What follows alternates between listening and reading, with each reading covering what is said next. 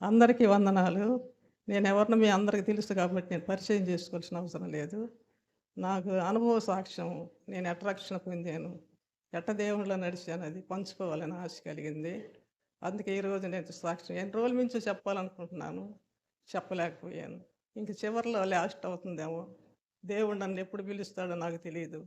స్వప్నం ఒకసారి నేను తెలుసుకున్నదని అనిపించింది చెప్తున్నాను. నేనెలా రక్షణ పొందానంటే మా అమ్మాయి చనిపోయింది. తెలుసుగా మా అమ్మాయి చనిపోయింది. చనిపోయిన తర్వాత ఇక నేను ఏడుస్తా ఉన్నాను. అదే దిగులు మీద ఏదేదో ఆలోచిస్తా ఉన్నప్పుడు ఇళ్ళల్లో సమాధానం లేదు. ఎవరు పలకరించేవాళ్ళు లేరు. ఒకరోజు గొడవ పడుతుండేలకే రామప్పను దానియేలోళ్ళ అమ్మ తిరుపతమ్మ వచ్చారు. వచ్చి ఆ అమ్మాయి చనిపోయి, పిల్ల చనిపోయి ఏడుస్తుంటే మీరేంది వాళ్ళ మీద తగువ పెట్టుకున్నారు, గొడవ పెట్టుకున్నారు అని అడిగారు. అందులోకి రామప్ప వచ్చి అంది, "నువ్వు ఎక్కడొద్దమ్మా రా చర్చిలోకి పోదాం వాక్యం చదువుకొని" అంది. ఆమెతోటి వెళ్ళా. ఆమె ప్రతిరోజు వచ్చి నన్ను తీసుకెళ్ళేది ఆడ వాక్యం. అక్కడెవరు కళ్యాణ్ వాళ్ళ నాయనమ్మ, లింగమ్మ, ప్రేమతో వాళ్ళమ్మ, రామమ్మ వీళ్ళు నాకు తోడు. వాళ్ళకి వాక్యం చెబుతామన్నాను. ఇంకా అక్కడ సేవకుడు ఎవరంటే ఆయన వెంకటరాజపాలెం ఆయన. ఆయన సేవ చేస్తా ఉన్నాడు. ఎప్పుడో ఆదివారం వస్తా ఉండేవాడట్టుంది. నాకు బాగా తెలీదు. నేనెందుకు వెళ్తున్నాను? నా దిగులు మీద, నా బాధల మీద చెప్పుకోలేక, దేవుని పిల్లలు ఎవరు పలకరించేవాళ్ళు లేక, వాళ్ళతో ఆవాసం కలిగి వాక్యం వింటా ఉండేదాన్ని. అట్ట చేరిచ్చారు. ఆయన ఎందుకు వెళ్ళాడో నాకు అర్థం కాలేదు. ఒంగోలు నుంచి చేసిపోదాం ఒక ఆయన పాస్టర్ వచ్చాడు. ఆయన వచ్చి ఒకరోజు ప్రార్థన పెట్టుకుంటామని అడిగితే అంజమ్మ రాయపాటి అంజమ్మ వాళ్ళు పెట్టుకోమన్నారు. అదేందో నన్ను పెద్దను చేశారు అక్కడ. నేను పోయేదేంది వాళ్ళు నన్ను పెద్దను చేసి నేనేమో పెత్తనం చేస్తున్నాను అన్నట్టు ఉన్నారు. ఆయన వచ్చేళ్ళకి ఆయనకి ఏమైందో ఆయన ఆరుమడి మూట కట్టుకొని వెళ్ళిపోయాడు. వెంకటరాజపాలెం పాస్టర్ వెళ్ళిపోయిన తర్వాత ఇక పాస్టర్ లేరు. జనం ఏమంటున్నారు, ఇక్కడ ఎవరిని నిలవనీయరు, ఏ సేవకుడు వచ్చినా ఉన్నీరు వీళ్ళు అంటున్నారు. ఆడెవరున్నారు ముసలోళ్ళే కదా.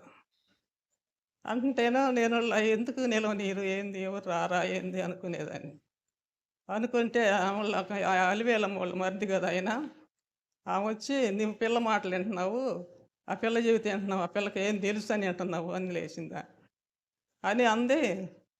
నువ్వు బైబిల్ ఎంతమంది ఎత్తబడ్డారు నీకు తెలుసా అంది.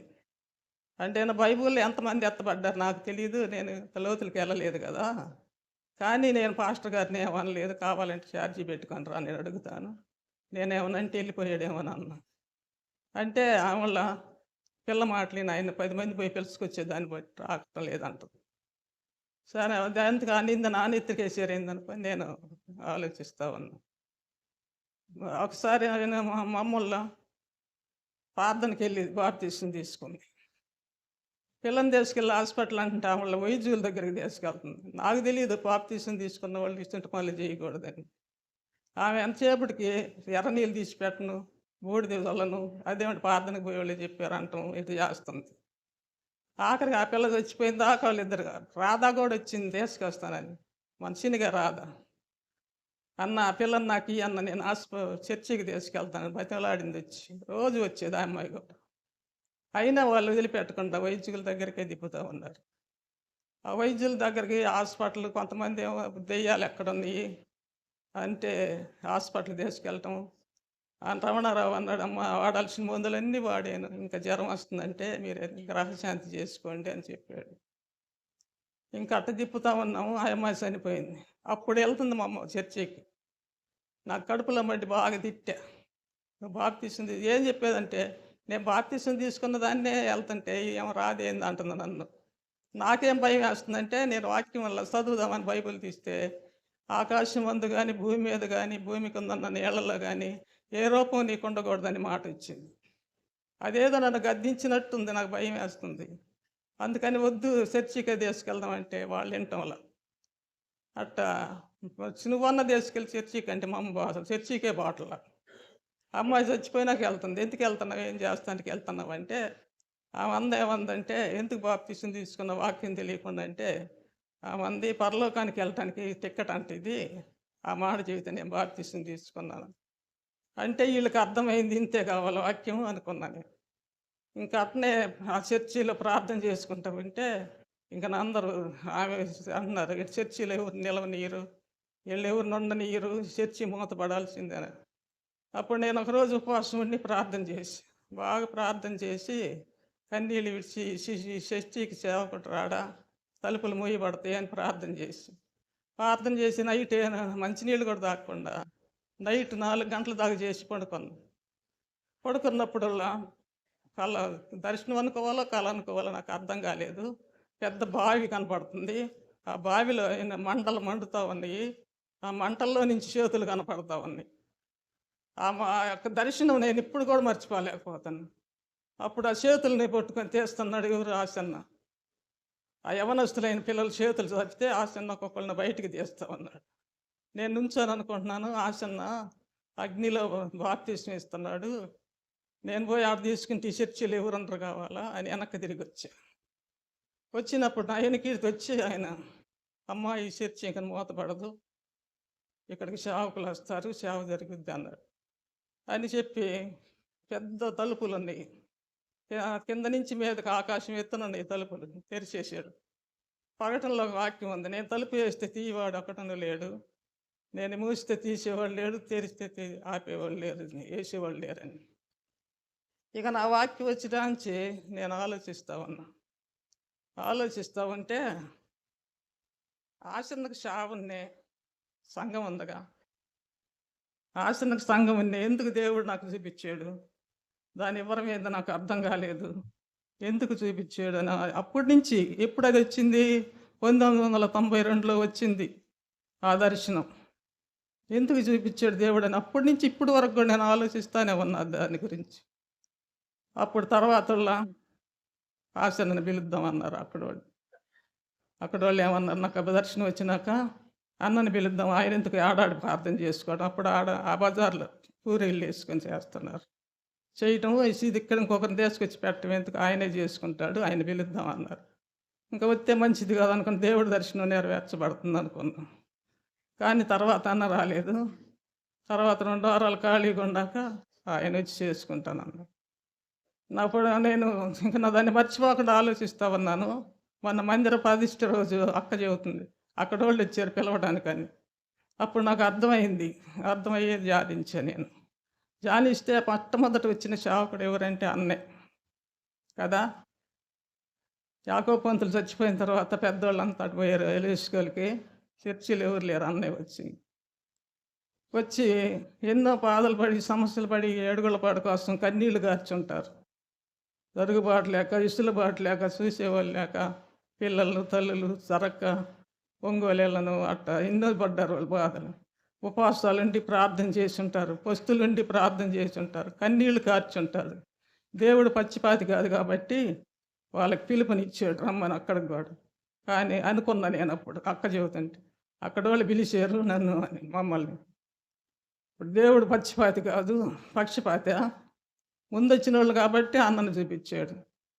నేను అనుకుంటున్నాను, అన్నని ఎందుకు చూపించాడు, అన్నకు సంఘమున్నే శావున్నే ఆయన చూపించాడు, శావలేని వాళ్ళని కదా చూపించేది. అంటే ఇదే తర్వాత ఆలోచిస్తే అలా మన ఊరు వీళ్ళు వచ్చిన తర్వాత మారు మనసు పొందిన జనం. అంతకుముందు డ్రామాలంటే, సినిమాలంటే, ఏదన్నా పట్టలు స్టాపలు ఎత్తుకొని వెళ్ళిన మనం ఈరోజు ఈ విధంగా ఉన్నామంటే వీళ్ళు చేసిన ప్రార్థనే. వీళ్ళు ఉపవాసాలుండి కన్నీళ్లు కార్చి మన గ్రామం కోసం ఎన్ని ఉపవాసాలు ఉన్నారో, ఎన్ని పొస్తులు ఉన్నారో, ఎంత బాధపడ్డారో వాళ్ళకి తెలుసు, దేవుడికి తెలుసు. అందుకే దేవుడు పక్షపాతి కాదు కాబట్టి ఆ పిలుపునిచ్చాడు. మరి ఏమైందో రాలేదు. తర్వాత ఆయన వచ్చి నేను చేసుకుంటాను అన్నాడు, ఆయనకి ఇచ్చారు. అలా ఉన్నంగా దేవుని సన్నిధిలో ఎదుగుతూ ఉన్నప్పుడు కొన్ని దేవుడు నన్ను ఆడుకున్న స్థితి ఏంటంటే, ఒకసారి పరిశుద్ధాత్మ వెలుగు వస్తుంది నీ మేనకని చెప్తుంది అంకప్ప చర్చిలో. అమ్మ, నువ్వు ప్రార్థన చేస్తుంటే వెలుగు దిగి వస్తుంది అని చెప్పింది ఆయన. నేను ఇంట్లో ప్రార్థన చేస్తే తెలియని రీతిగా ఎంతో వెలుగు వస్తూ ఉండేది. నేను భయపడి బయటకు వచ్చేదాన్ని ఆ వెలుగుని చూడలే. అట్లా ఉన్నప్పుడల్లా దేవుడు ఎంతగానో వాడుకున్నాడు, పరిచర్య జరిగింది. అప్పుడు ఆయన ఆలోచిస్తున్నా, అన్న అక్కడికి వస్తే ఎట్టుండేది, వాళ్ళు గ్రామం కోసం ప్రార్థన చేసి ఉంటారుగా, ఒక సంఘం కోసమే కాకుండా ఏడుగులపాడు గ్రామం అంతా కొరకు ప్రార్థన చేసి ఉంటారుగా. అందుకే దేవుడు అది కూడా ఇవ్వాలనుకున్నాడేమో. అలాగే దేవుడు నేను కూడా అట్ట ఎదుగుతూ ఉన్నప్పుడు 1996లో ఒంగోలు వెళ్ళా ప్రార్థన. ఒంగోలు వెళ్ళి అక్కడ మా వాళ్ళు ముగ్గురేమంటే 3 ఏళ్లలో ప్రార్థన పెడతా వాళ్ళే రమ్మన్నారు. ఇక అక్కడ దేవుడు ఎన్నో అద్భుతాలు కార్యాలు జరిగి వాళ్ళకి మేలు జరిగేలకే వాళ్ళు అక్కడ సంఘం అయ్యారు. ఆ సంఘాన్ని ఎవరి సేవకునికి ఇచ్చా ఆయనకి. ఆయన అంట నాకు తెలియదు చెప్పలేదు మానుకునేదాన్ని. ఆమెతే నేను రానని ఇచ్చాడంట. నేను పంపిన వాళ్ళు వచ్చి సేవ చేస్తేనే నేను వస్తానన్నాడు. నాకు చెప్పకుండా వాళ్ళు ఆమె సంఘం కడితే నువ్వు ఆమెను వద్దంటున్నావు ఏందన్నారని వాళ్ళకి బల్లగోడ ఇవ్వకుండా వచ్చాడంట వాక్యం చెప్పకుండా. వాళ్ళు ఏం చెప్పుకున్నారు, ఆమెకి చెప్పకుండా రాకుండా మానేసిద్ది, ఆమెకి చెబితే రాకుండా పోయిద్ది, ఆమెకి చెప్పకాకుండా. తర్వాత ఒక రోజు నేను ఆలోచిస్తూ అడిగితే ఇంత సంఘం కడితే సేవకునికి ఇస్తే ఆయన చేసుకోలేకపోయాడు, ఈయన ఎవరో చేసుకుంటున్నారంటే నీ గుండెను ఆయన వెళ్ళింది అన్నారు. నేనేం చేశాను వెళ్ళనంటే నువ్వు రాకుండా ఉంటేనే నేను చేస్తానన్నాడు. అయితే నేనేం సేవకురాలు నేను మానుకొని పోయాను, ఎందుకు మీరు నాకు చెప్పలేదంటే వాళ్ళు నువ్వై ముందు సంఘాన్ని కట్టింది అన్నాడు. ఇప్పుడు వేరే వాళ్ళు చేసుకుంటున్నాను వేరే పాస్టర్ వచ్చి అట్ట దేవుళ్ళు ఎదుగుతుంటే కొన్ని పరిశుద్ధాత్మ దేవుడు ఎన్నో నడిపింపులు ఇచ్చాడు. ఒకసారి అనుకోకుండా ప్రార్థన చేయని మనసు అనిపిస్తే ఒక అద్భుతం జరిగింది. ఏం జరిగిందంటే మన ఊరు వాళ్ళంతా అప్పుడు మురళి గేడింగ్ లారీలు పోయేవాళ్ళు. దేవుడు ఎందుకు ప్రార్థన చేయమన్నాడు, ఎందుకు చేయమన్నాడు అని ఆలోచిస్తున్నా చేసి. అప్పుడు వాళ్ళ బాబుల వడ్డీ వాళ్ళ అమ్మాయి వాళ్ళ కూతుర్ని తీసుకొని వస్తుంది. ఏం బాబులు గేడింగ్కి వెళ్తే ఏమైందంటే తీసుకొస్తాను అంటేనమ్మా మురళి కంపెనీకి వెళ్ళే లారీ బ్రిడ్జీల కాడ యాక్సిడెంట్ అయ్యింది అంటే ఎవరికన్నా ఏమన్నా అయినాయి అంటే ఎవరికేం జరగలేదు, మా పిల్లకి కాలు దెబ్బ తగిలింది, అందుకని తీసుకొని వస్తానన్నాడు. అట్ట దేవుడు ఎన్నో కార్యాలు అద్భుతాలు నా ప్రార్థన వల్ల ఆ విశ్వాసం ద్వారా జరిగే సంఘం అక్కడ కట్టబడింది. మళ్ళీ బాలాజీ నగర్ వెళ్ళాను, అక్కడ కూడా 40 మంది సంఘం అయ్యారు. ఇక ఎవరో పాస్టర్కి అప్పచెప్పటం ఎందుకు అని ప్రార్థన చేసి మంచి సేవకులు వచ్చుడికి సహాయం చేయమని అప్పుడు వస్తున్న మందిరం కట్టారు. అప్పుడు కట్టలేదు, నేను ప్రార్థన చేసినాక వాళ్ళు వచ్చి కట్టారు. ఆ 40 మందిని అక్కడికి పొమ్మన్నా. వాళ్ళకి పోతే వాళ్ళు చెప్పారంట పాస్టర్కి రత్నం అన్నయ్య అని, ఆయన అమ్మ నీ వేసుంటే వాళ్ళు ఉండాలమ్మ సేవకి, ఇంకా జనాన్ని కూర్చు అని చెప్పాడు. అట్ట దేవుడు ఎన్నో అద్భుతాలు ఆశ్చర్యకార్యాలు చేశాడు. తర్వాత సంఘంలో ఉన్న శక్తి నేను చెప్తున్నాను. మా ఆయన 2013లో వల్ల మందు తాగాడు. కానీ సంఘానికి ఉన్న శక్తిని నేను ఇప్పుడు చెబుతున్నాను. మీరందరూ ప్రార్థన చేసి ఉంటారు మా కోసం, చెయ్యలా? ఎందుకంటే ఇక్కడికి వచ్చారు, ఆయన మందు తాగాడు, ఏం పేరు వచ్చిద్దో అని కష్టపడి అతను కన్నీళ్లు కార్చుంటారు. చచ్చిపోయి కట్టయిన మనిషి ప్రార్థన తల వంచి ప్రార్థన చేసి, ప్రభువా ఈయన చచ్చిపోయిన ఆయన తీసుకెళ్తే నేను ఏదో తప్పు చేస్తేనో మందు తాగాడు, పెద్దవాళ్ళు వచ్చి ఏం ప్రశ్నిస్తున్నారు, ఈయన ఎందుకు తాగాడు మందు ఈ వయసులో అంటున్నారు. నేను అన్నాను ఆయనకు తగ్గిన తర్వాత అడగండి ఎందుకు తాగాడో చెప్తాడు అన్నా. అందరికి అదే సమాధానం చెప్పే. చచ్చిపోయాడు ఆయన, కట్ అయిపోయాడు, బెడ్ అంతా నీళ్ళతో తడిచిపోయింది, సెలైన్ తీసేశారు, ఆక్సిజన్ తీసేశారు, శవాన్ని ఆడబెట్టారు, తెల్లారి తెచ్చి పంపుతారేమో. అప్పుడు నేను కాళ్ళకాడ నుంచొని నేను శవాన్ని తీసుకొని పోతే నేను తప్పు చేసినట్టే కదా, నువ్వు నిజంగా ఉన్న దేవుడివేను అని నాకు వాగ్దానం ఇచ్చావు. యెషయా గ్రంథం 45 అధ్యాయం 2వ వచనంలో నేను ముందుగా వెళుతూనే మెట్టలుగా ఉన్న స్థలాలని సరళం చేస్తానని వాగ్దానం ఇచ్చాడు. ఆ వాగ్దానాన్ని పట్టుకొని ప్రార్థన చేశాడు. ప్రార్థన చేసి కళ్ళు తెరిచేలకు ఆయన బతికాడు. అప్పుడు వాళ్ళని బతిలాడు, అయ్యా కరెంట్లు ఫ్యాన్లు వేయలేదు, ఐసీ అంటుంటారు, ఇది లేదు, ఈ మడిచి చెమటగా జారిపోతుందంటే వాళ్ళు అంటున్నారు ఆస్తరా ఉంది మేము వెయ్యమంటున్నారు. ఫ్యాన్ అన్న వేయండి అయ్యి అంటే వేస్తే దేవుడు ఆ ప్రాణాన్ని తిరిగి తీసుకొచ్చారు. ఎవరు? ఈ సంఘం ప్రార్థన చేయబట్టి కదా చేసింది, నా ఒక్కదాని ప్రార్థనేనా? సంఘం అంతా ఆసక్తితో ప్రార్థన చేశారు. ఈ సంఘంలో ఉన్న శక్తి మీకు తెలియట్లేదు, కానీ ఈ శక్తిని మీరు పోగొట్టుకోకూడదు. వారకూడికలు మానేశారు, ఇళ్ళల్లో పెట్టాడు అన్న. మన ఊరి కోసం వాళ్ళు త్యాగం చేశారు, వాళ్ళ వయసుని వాళ్ళ చదువుని ఖమ్మంగా ఉద్యోగాలు చేసుకుంటే హాయిగా ఉండేవాళ్ళు కదా! ఎన్ని కష్టాలు పడ్డారో. కానీ దేవుని యొక్క సన్నిధికి మనం నిర్లక్ష్యం చేయకూడదు. నిన్ను రక్షించినప్పుడు, నీ కుటుంబం రక్షించబడినప్పుడు ఇతరుల కుటుంబం కోసం ప్రార్థన చేయరా? సమస్యల కోసం ప్రార్థన చేయరా? దేవుడు ఎన్నో బాధలు, సమస్యల్లో ఉన్నవాళ్ళుంటారు. మనం వచ్చి మన వంతు ప్రార్థన చేద్దామని ఆలోచన సంఘస్థులకు ఉండాలి. సంఘానికి శక్తి ఉంది. సంఘంలో కార్యాలు ఎన్నో జరిగినాయి. ఎందుకంటే వాళ్ళు పడ్డ బాధ, వాళ్ళు కార్చిన కన్నీళ్ళు, ఏడుగుల పాడు కోసం వాళ్ళు చేసిన వాళ్ళ వయస్సుని, వాళ్ళ కష్టాన్ని మన కోసం దారపోసారు కాబట్టి, మనం కూడా వాళ్ళకి సహకరించి సేవకులతో పాలు పంచుకునే వాళ్ళకి ఉండాలి. అందుకని ప్రార్థన పోగొట్టుకోవద్దు ఎవరు. మన ప్రార్థన అర్థం కానీయరు. ఆ పిలుపొచ్చింది అన్నప్పుడు నేను అర్థం చేసుకున్నా. దేవుడు వెంటనే పిలుపునిచ్చాడు.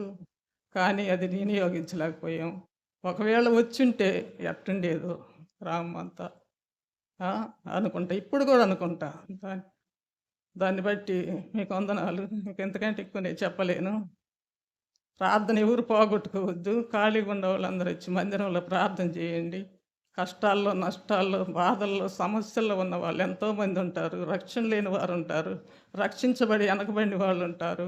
వీళ్ళందరి కోసం ప్రార్థన చేయాల్సిన బాధ్యత మనకు అందరి మీద ఉంది. ఎందుకంటే రక్షించబడ్డాడు కదా. ఇందాక చెప్పిన వాక్యంలో ఆయన స్వరక్తం ఇచ్చి సంపాదించుకున్న సంఘంలో మనల్ని చేర్చుకున్నాడు. ఆయన స్వరక్తం ఇచ్చి ఆయన మనల్ని కన్నాడు. అటువంటప్పుడు మనం ఆయనకు దగ్గర సాహసం కలిగి ఉంటే దేవుడు మనల్ని కూడా వాడుకుంటాడు. ఇసుంటోళ్ళనైనా వాడుకుంటాడు. నాకు చదువు లేదు. సీనన్న మొన్న కొద్దిగా చెప్పారు. యారాల ధరకని కూడా ఎంతవరకు చెప్పారు. అయ్యే చదువు. కానీ దేవుడు ఎంతగా వాడుకున్నాడంటే, నేను పోయేటప్పుడు దేవుడిని ప్రార్థన చేసుకుని వెళ్తాను. నేను వెళ్తున్నాను నా వరకి. కార్యం చేసేది నువ్వు. ఏ వాక్యం చేత మాట్లాడతావో, ఏ వాక్యం చేత నువ్వు నడిపిస్తావో అది నీ చిత్తం. ఎందుకంటే నాకు చదువు లేదు కాబట్టి. అలాగే వాళ్ళు కూడా ఆ వెలుగును చూసాము అని ఒకరోజు ప్రార్థన పెడితే రెండో రోజు ఇంకొకరు పెట్టించుకునేవాళ్ళు.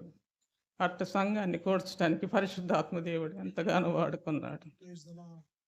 పరిశుద్ధాత్మ దేవుడు పక్షపాతి కాదు అనే అర్థం నాకు ఇప్పుడు తెలిసింది. ఎందుకంటే నాకు ఆ దర్శనం ఇచ్చిన తర్వాత మా పిలుపు వచ్చింది కదా ఇక్కడికి. అన్న కోసం వచ్చారుగా. వీళ్ళు కష్టపడ్డారు. వీళ్ళు చేసిన ఉపవాసం, వీళ్ళు చేసిన కన్నీరు దేవుడికి తెలుసు కాబట్టి వీళ్ళకి అప్పచెప్పాలనుకున్నాడేమో. అది కలగలేదు. ఎందుకు ఎడబడిపోయారో తెలీదు. ఇంతవరకు నా సాక్ష్యాన్ని ముగిస్తున్నాను. చెప్పలేను. చెప్పుకుంటే పోతే చాలా పోతుంది. హల్లెలూయా. కానీ సంఘంలో శక్తి ఉంది. మీరు పోగొట్టద్దు. నేను దేవుని కోసం, అందరి కోసం ప్రార్థన చేసి సంఘంగా ఉండడానికి మీరు సహాయపడాలి. సేవకుల్ని దర్శించాలి. ఒకరోజు ఈ బైబిల్ స్టడీ అని అన్న పెడుతున్నాడు కదా. ఆ రోజు లాస్ట్ ఇంక పెట్టల. ఒక్కడే ప్రార్థన చేసుకొని పాటలు పాడి ముగిచ్చాడు. నేను వచ్చా. నన్ను చూసి ఒక పాట పాడి మళ్ళీ వాక్యం చెప్పాడు. చెప్పి ముగిచ్చిన తర్వాత మళ్ళీ సుజాత వచ్చింది. సుజాత దిన వచ్చాక అప్పుడు అన్న అన్నాడు, ఏందమ్మా ఎవరు రావట్లేదు. నా వంతు నేను చేశాను. నా వంతు ప్రార్థన నేను చేశాను. నేను వెళ్ళిపోతే ఏమన్నా వస్తారంటే నేను అన్నాను, అన్న ఈ ఊరికి మొట్టమొదటి ఇచ్చిన సేవకుడు నువ్వు వెళ్ళడానికి లేదు. వాళ్ళే వస్తారులే అన్న. ఇంకా అప్పుడు నుంచి బైబిల్ స్టడీ పెట్టాల. బాధపడ్డాడు. సేవకుల్ని బాధ పెట్టే వాళ్ళంగా ఉండకూడదు. దేవుడి వాక్యాన్ని, ఈ సాక్ష్యాన్ని దీవించునుగా. ఆమేన్.